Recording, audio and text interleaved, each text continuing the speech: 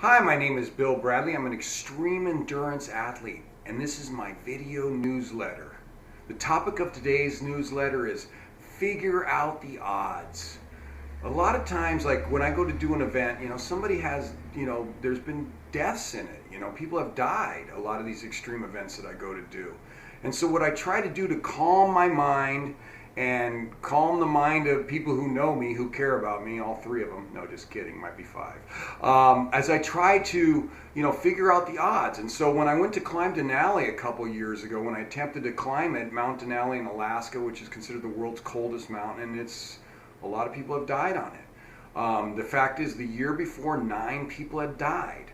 But what I did was to figure out the odds to calm myself down, and bring myself down to a logical, a very logical, grounded number, was that 2,700 people, when I figured it out, had attempted to climb it the same year that 9 people died.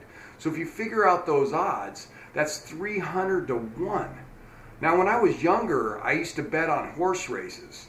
And if I saw a 300 to 1 shot, I wouldn't bet on it. I would think that horse had 3 legs.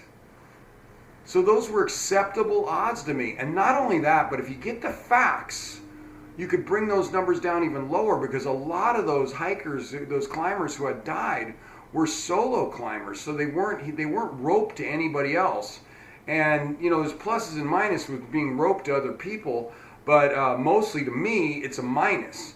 Because if you step into a crevice and go down, you got 4 other people on the rope holding you up. Which a crevice, if you don't know, it's a crack forms in the snow, usually in the glacier or whatever, and you fall right through, and that's not the way to go. It's not the way I want to go. I know that. Although whatever way I want to go is not going to be good, I'll tell you that.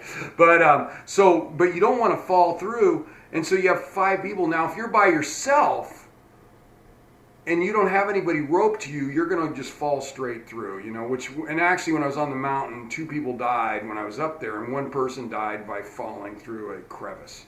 So yeah, so you can bring the odds down. So I'm start out at 300 to 1, and that's basically if I was a solo climber. If you got yourself in you're climbing with a team and you're roped together and you got a guide who's like a lot smarter than me and a lot more skilled than me, then your odds go down even lower.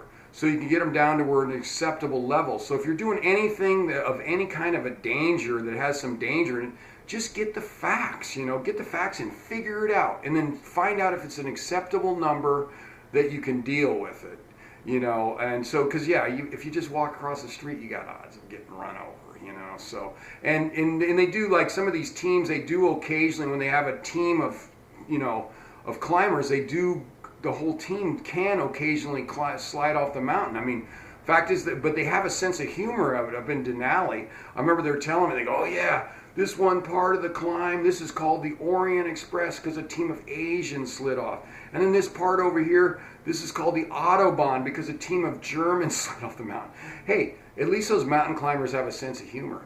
That's probably the most dangerous thing I've done is that mountain climbing, and they do, you got to keep it light. If you keep it light, less odds that something's going to happen to you because you're staying positive. Anyway, if you want to follow me on Twitter or Facebook, that would be great. I'm also, if you have a question for me, you can email me at epicbillbradley@gmail.com. Give me a couple weeks to get back to you. And if you're interested in me speaking to your group or to your company, also email me at epicbillbradley@gmail.com, and I'll send you out some information. Thank you very much, and until the next time.